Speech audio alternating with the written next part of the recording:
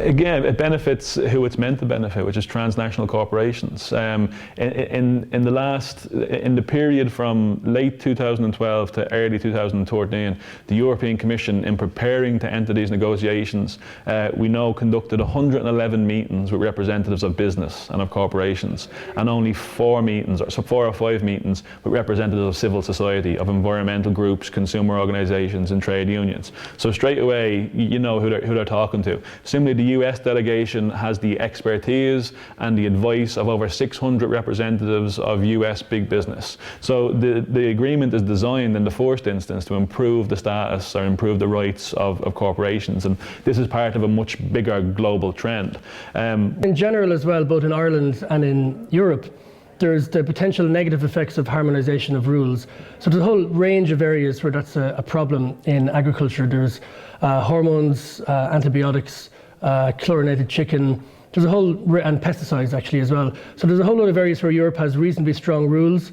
But the idea with TTIP is that rules will be harmonised. So wherever the rules are weak, that'll become the general standard. So there's a fear then that products will compete with European products which have a lower standard in terms of health and safety regulation. Negotiations have been going on in secret, and we're only now in the last 48 hours getting some real picture as to what the terms of reference are.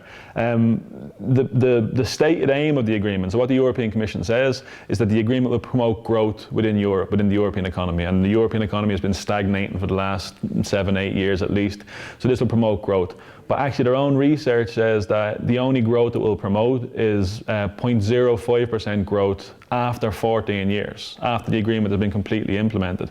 So the growth is minuscule. The real reasons behind the agreement are to sort of, again, rebalance power between capital and labour. So to transfer more power to transnational corporations and put downward pressure on workers' rights. The only benefits really will be the people who do the vast majority of lobbying on it, which is massive corporations. And specifically when you mention bad news for farm labourers, this talk of jobs I think is very pernicious as well, because people are so desperate for jobs. But while it looks like there'll be very, very few jobs created, it is likely that the jobs that are created are what you could call sickening jobs, because it'll be the job of handling the much stronger pesticides than are currently allowed in Europe. It'll be the job of bleaching the chicken. That'll be the job that's created. And so there'll be a depopulation of rural areas in Europe and a movement towards much more mechanisation, much more industrialisation, much more farm labourers rather than farmers, and far more industrialised type jobs for farmers to do and for farm labourers to do. Since the US has lost roughly between 600,000 and 1 million jobs net over the 12 years of operation of NAFTA. So these types of agreements tend not to create jobs as such, but they do tend to put downward pressure on workers' rights. One of the key things that would happen, or that is likely to happen, is that the agreement will seek to harmonise labour standards between the United States and the European Union, and it's very rare that this leads to a race to the top. It's usually a race to the bottom. And as people may know, many sort of US states have much lesser or much lower standards of labour protection, of workers' rights, than we tend to have in the European Union. So again, this will put downward pressure on workers' rights in both jurisdictions. This transatlantic trade and investment partnership is going to privilege large international companies above small and medium-sized Irish and European companies. It's going to allow them to bypass national and European courts and be elevated to the state of a nation state, so they can sue the government directly in a private arbitration court called an ISDS, an investor state dispute settlement. In a country to sue that government if the government adopts policies that in some way adversely affects their profits.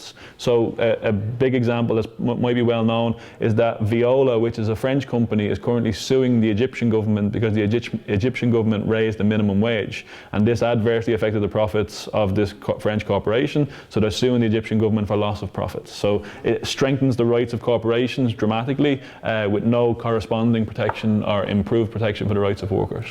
He's shown that these trade agreements tend to increase bad diets. So all of the non-communicable diseases obesity, type 2 diabetes, and so on, these tend to increase with these types of trade agreements, because the type of food that's sent around the world when these trade agreements proliferate are processed, essentially junk food. Themselves, that the first few years of this agreement, if it comes into operation, will lead to what they call substantial and prolonged dislocation, which is a nice way of saying lots of job losses. The average farm size in the US is 13 times the average farm size in Europe.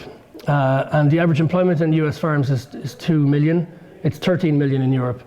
So that's what Europe would be competing against. That's the level. So you're talking about a radically different countryside.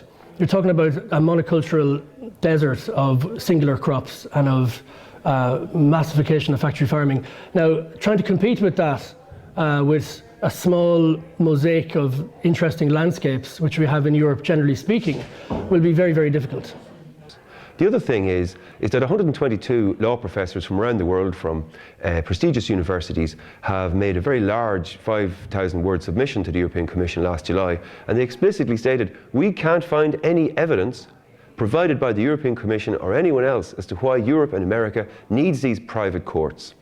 Why don't companies just go to Ireland, Irish or European courts as normal, where judges with the Constitution are able to, with the laws of the land, with jurisprudence, are able to weigh up and balance the rights of companies to make money, and good luck to them, and the right of the government to regulate in the public interest. They're very, very aware of it. Their website is full of information about it. In April 2013, they organised a meeting of American and Irish business people as an offshoot to the European Union presidency, and they impressed upon the American visitors how much they loved it. Not only that, but there was a member of IBEC as part of Business Europe. Business Europe is a lobby group representing IBEC and 34 other European business employers federations, and they proudly announced that they were in America speaking to the biggest corporate lobby groups and the US Department of Trade, insisting on that this deal gets pushed quickly over the line.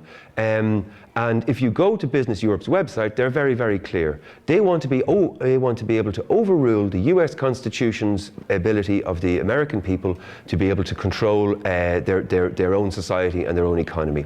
So, for example, there's an American fracking company sued the French government in the Constitutional Court, saying that the French ban on fracking was unconstitutional. The Constitutional Court of France said, oh no, it's not. The government has the right to regulate, to protect the environment and ban fracking. It's quite explicit on Business Europe, IBEC's lobby group at a European level, that they're on their why TTIP matters to Business Europe.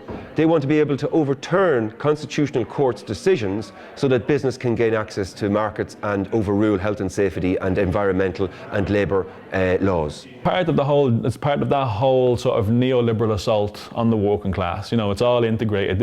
What this agreement seeks to do, and as I say, the talk about growth is a sort of misnomer or a fallacy. What the agreement really seeks to do is to consolidate and accelerate this process of neoliberal entrenchment, and to again further shift the balance of power from workers to employers, and that's exactly what it's all about.